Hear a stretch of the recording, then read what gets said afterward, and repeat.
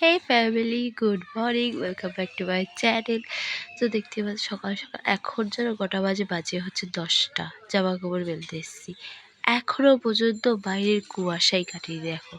এই আমাদের গ্রামে এখন কেন জানি না এই কদিন ধরে খুবই ঠান্ডা পড়েছে, কুয়াশা মোটেই কাটছে না।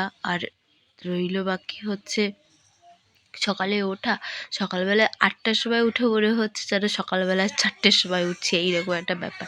কুয়াশা চারিদিকে ঢেকে গেছে, হালকা রোদ উঠেছিল, তো ভিজে জামা কাপড়গুলো সব ছাদে দিয়ে আসলাম। দিয়ে আসার পরে ঘরে যা জামা কাপড় ছিল, এবারে ঘরে যে শোয়ার পরে কম্বল টম্বল যা ছিল সব গুছিয়ে টুছিয়ে রেখে ব্রাশ করতে চলে আসলাম। আমার শরীরটা খুব একটা ভালো নেই, আমার কথায় তোমরা বুঝতে পারছো। আমার প্রচণ্ড পরিমাণে ঠান্ডা লেগেছে, আমার শরীর একদমই খারাপ। তাও ব্লগটা দিতে হবে, সেই জন্য জোর করে আর কি দেওয়া স্টার্ট করেছি।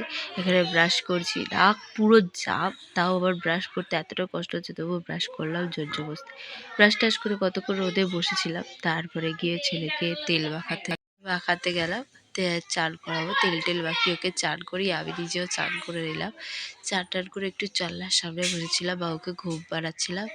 আমাদের জানলার সোজাসুজি না রোদটা খুবই সুন্দর আসে, খুবই ভালো আসে, যার জন্য আমি জানলার সামনে চুপচাপ বসছিলাম একটু। আর শরীরটা প্রচণ্ড পরিমাণে খারাপ লাগছিল, ভেবেছিলাম একটু ঘুমাবো।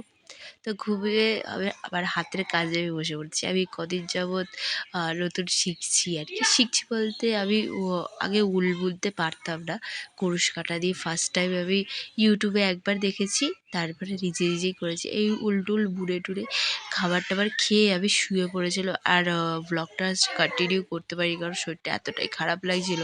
বেশিক্ষণ উল বুনিনি, একটা টুপি করেছি গোপালের, করে টোরে শুয়ে পড়েছিলাম। ওকে বাই, গুড নাইট সবাই।